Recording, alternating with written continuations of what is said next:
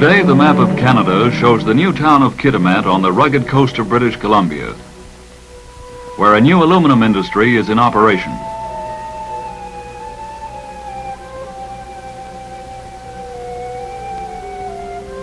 The first stage of this vast project was completed, and the first aluminum ingot was poured in the summer of 1954.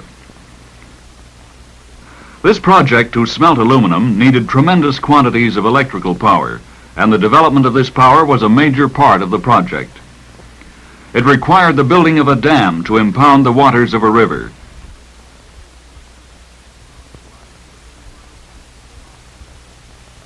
The driving of a 10-mile tunnel through a mountain range. The hewing of a powerhouse cavern out of the solid rock. The installation of machinery to produce the first stage of an eventual 2,400,000 horsepower, and finally, it required the building of transmission lines to carry this vast power across 50 miles of mountain country. The accomplishment of this transmission link was one of the major engineering achievements of the project. The best route for the transmission lines lay over Kildala Pass.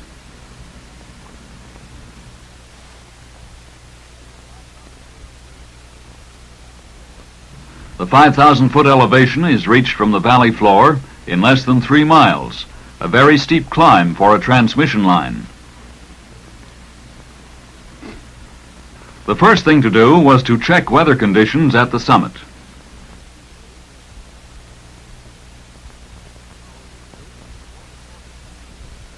Test towers were built to support a short span of cable.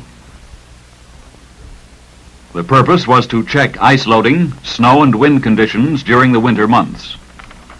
At the same time, a tote road from the valley was begun, although there was doubt that it could be completed in time. 2 winters that followed provided data on which to base structural design. Even to the casual eye, it was obvious that spans would be long and that loads, both electrical and structural, would be heavy.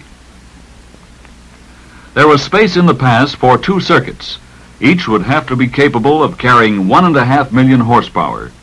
Conductors 2 1/4 inches in diameter and with a tensile strength of 135,000 pounds would need towers 120 feet high to span valleys and glaciers. There would be large changes in elevation and direction, as well as great variations in spans.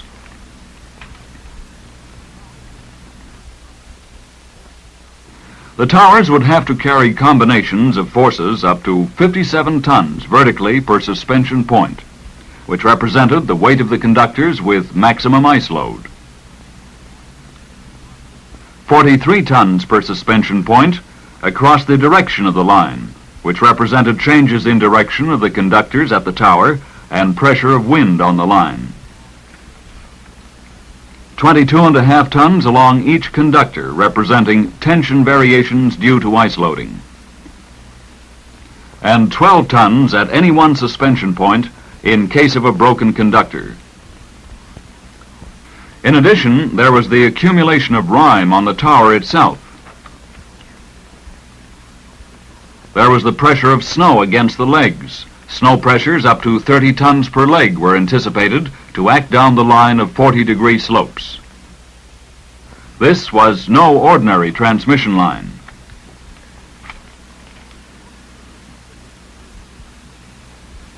Most of the route could be traversed with conventional double-circuit towers. A right-of-way up the Kildala River Valley was cleared of timber, and construction of this section was soon underway. But the size and weight of towers needed for the steep climb up Kildala Pass called for special consideration. Here was an opportunity to show what could be done with aluminum to simplify and speed construction.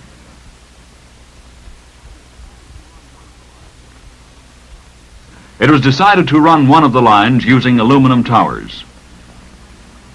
The best design for aluminum need not be the conventional lattice structure. Let us look at basic requirements. 3 conductors had to be supported at points 30 feet apart and about 120 feet off the ground. A beam was necessary. This beam would need to be supported between the conductors to carry their weight and resist pulls along the lines due to uneven ice loads. For this purpose, 2 A-frames would be required.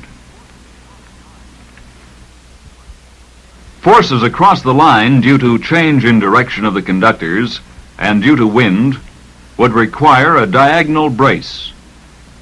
If these forces were greater than one leg could carry, a second diagonal could be added. This was the basic theory. We now clothe the skeleton in structural elements best suited for the purpose. A box girder for the crossarm to take the bending forces, and thin wall tubes for the legs to take the compression forces. We make use of the rigidity of steel to distribute loads evenly in the aluminum structure, to distribute the conductor forces into the crossarm, to transfer forces from the crossarm to the legs, to distribute the forces in the legs between their respective anchor bolts. The loads would be so large that this unusual type of structure would become worthwhile. Its principal advantages were simplicity, lightness, ease of transportation, and freedom from ice accumulation. Naturally, the tower would have to be thoroughly tested before it could be accepted.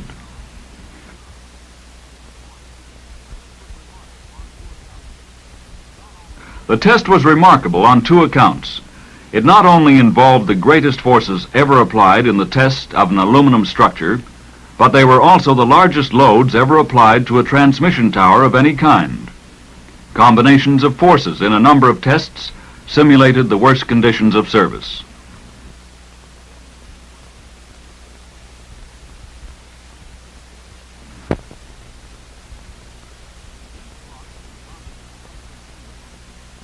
These blocks compounded the strength of chain blocks, which were operated at a safe distance from the tower test area. The testing went on for 3 days, applying load combinations to simulate all conditions of service.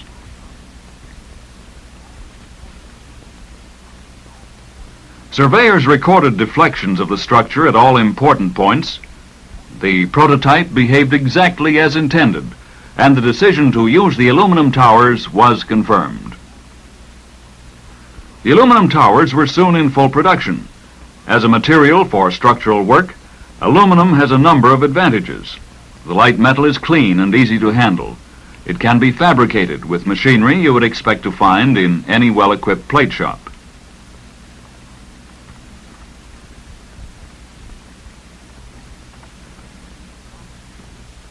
These transmission towers were made of Alcan 65ST aluminum alloy.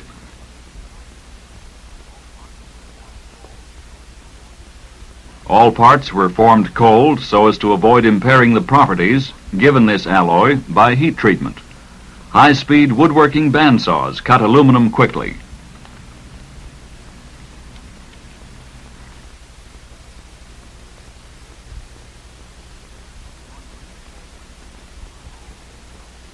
Joint rings for the leg sections were rolled and welded.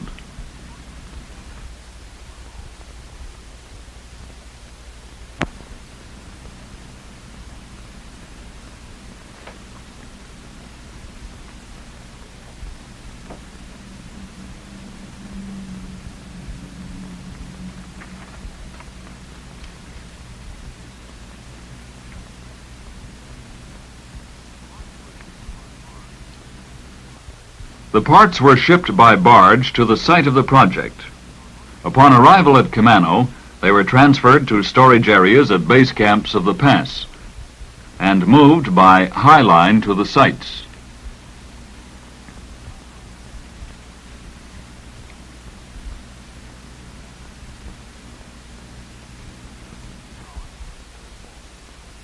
Field assembly of the towers was straightforward.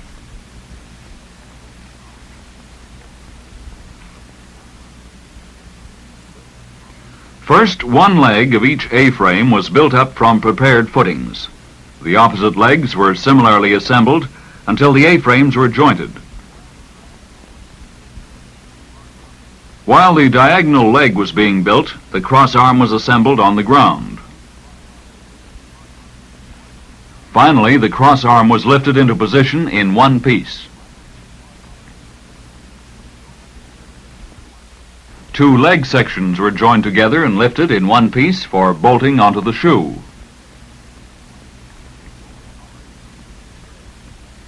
The steel shoe had already been set to grade and held by 15-foot anchor bolts grouted into the rock.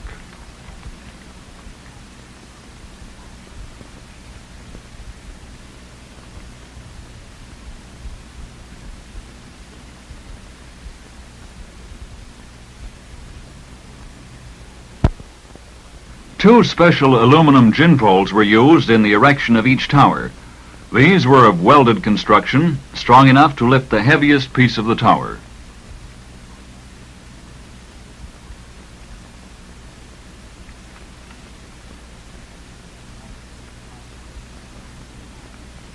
Ladders inside the legs and on the gin pole gave the men firm footing and allowed them both hands free. The aluminum towers were erected without an accident, which is a tribute to the adaptability of the men to an entirely new method of erection. Gin poles were clamped to the top section of each leg by two steel hoops. The thrust from the load was taken in bearing against a leg joint.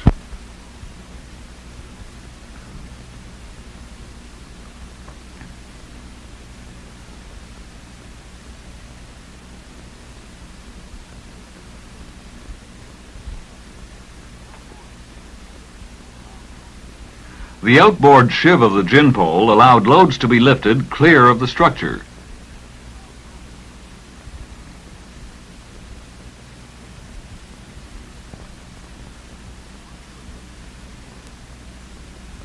The work progressed safely and quickly.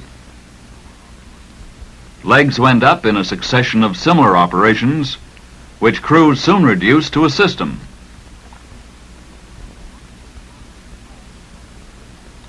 The joints were closed with clamps on the inside.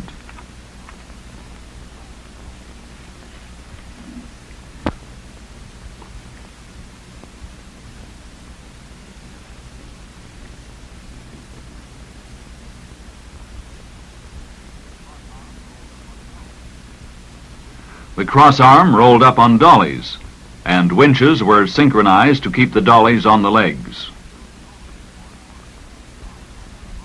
There was no need for anyone to be on the tower as the cross arm went up.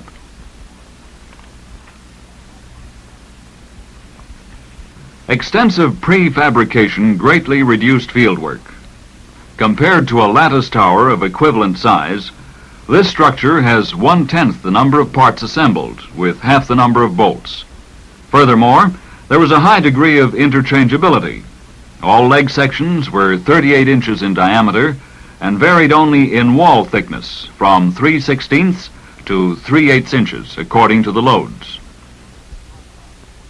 Special measures were taken to prevent the cross arm swinging in suddenly and bumping the supporting jibs. When the cross arm was in position, dollies, jibs, and other erection gear were dismantled.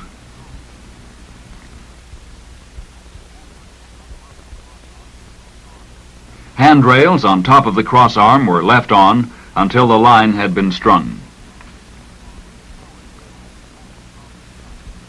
With the towers built, half the job was done, but the stringing of EMU, the world's largest high-tension conductor, presented another challenge. However, the transportation of heavy stringing equipment could now be simplified by stringing high lines from the towers. This 2,500-foot span was the longest in the line.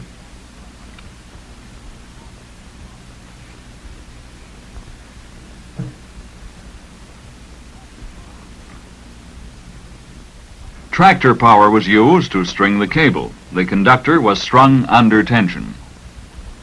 Communication by radio and telephone kept the work under control.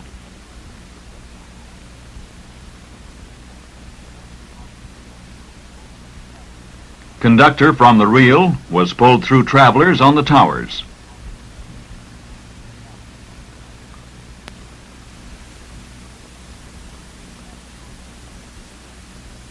First, it passed through a tension machine, which maintained a steady drag against the winch.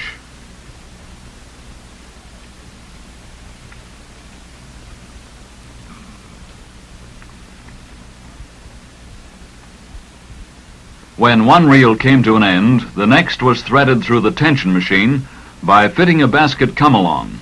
This type of come-along held firmly even on a conductor of this size.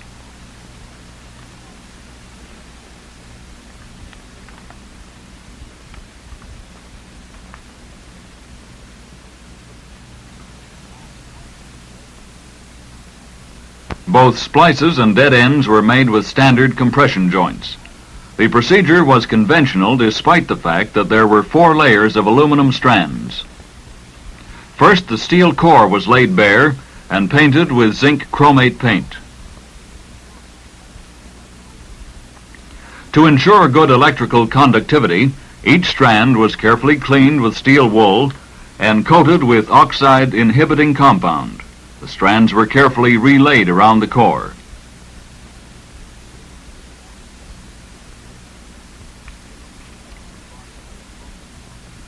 The aluminum dead-end body was a close fit on the conductor.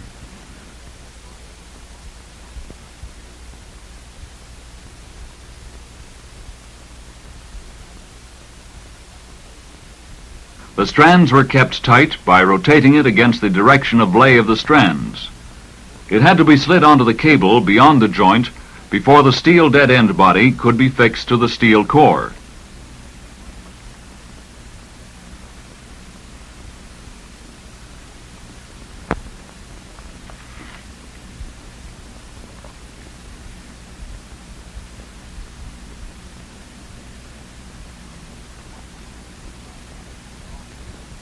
A 135-ton hydraulic compression tool was used. The steel joint was now completed.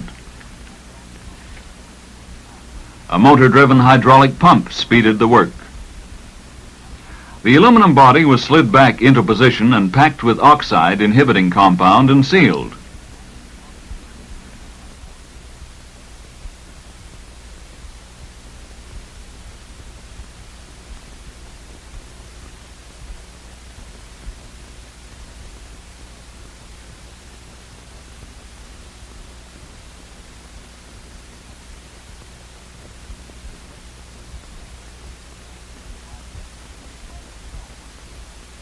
Finally, the aluminum body itself was compressed.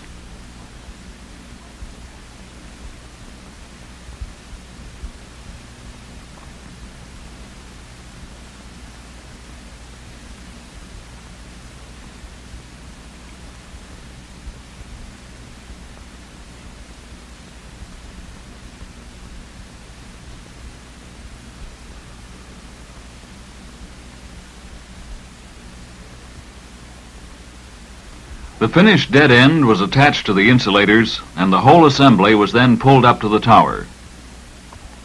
The lifting of 6 parallel strings of insulators required special care to prevent them from knocking together and smashing one another.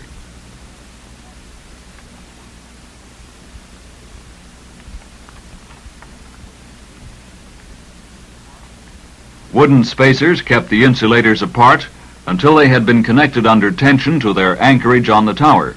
This operation had to be done with meticulous care.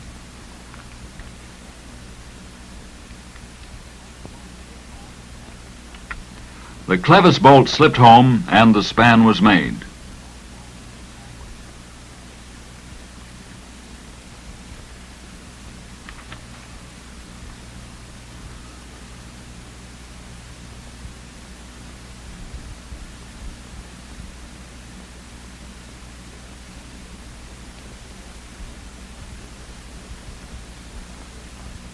This insulator assembly weighs over a ton. The protecting spacers were cleared from the insulators and the job was complete, except for the removal of the come-along.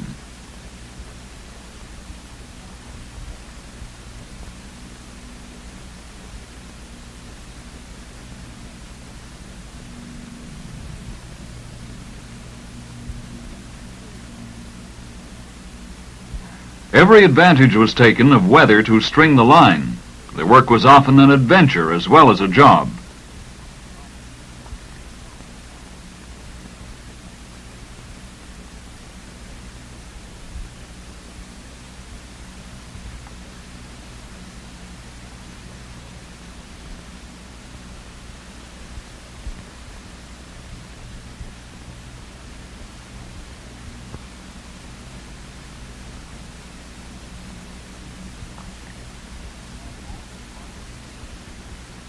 A manhole in the bottom of each leg gave access to ladders inside.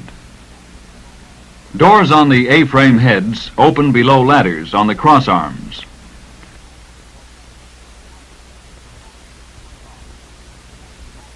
And so the stringing went on through the short northern summer of 1953 to be completed the following year.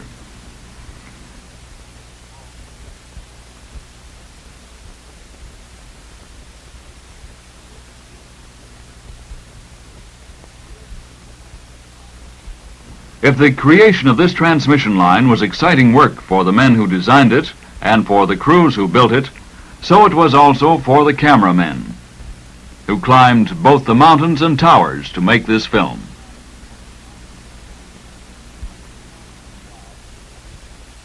Life has now settled down to the routine of operation. The winter footfall is well cushioned by a 15-foot depth of snow.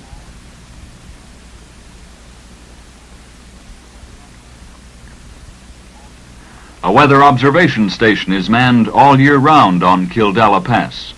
The nearest aluminum tower carries some of the equipment.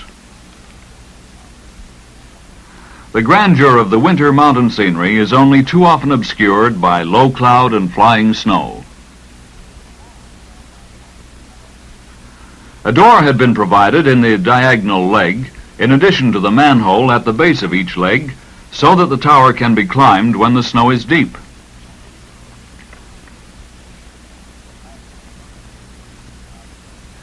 Ladders permanently fitted inside the legs allow the whole tower to be inspected from inside. Furthermore, the tower is safe to climb with the line under power, because the man does not encroach on the conductor clearance limits.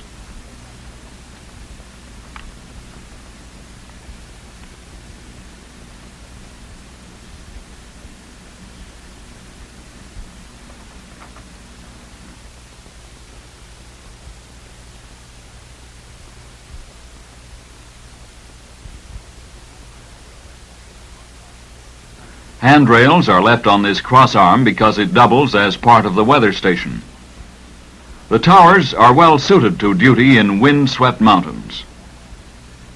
Their streamlined shape resists gales and heavy snow. The flat top gives a good footing for line maintenance, and in bad weather, trap doors allow access to the inside of a crossarm, from which insulators and their anchorages can be inspected at close range. The structure is safe from accumulations of rime. Aluminum remains tough in the Arctic cold. The aluminum conductor EMU is capable of carrying enough electricity to supply all the power needs of a city larger than Chicago. The power is transmitted at 300,000 volts. Simple to build in difficult places, light to transport, tough in cold weather. Aluminum towers are a strong link in the power line to Kitimat.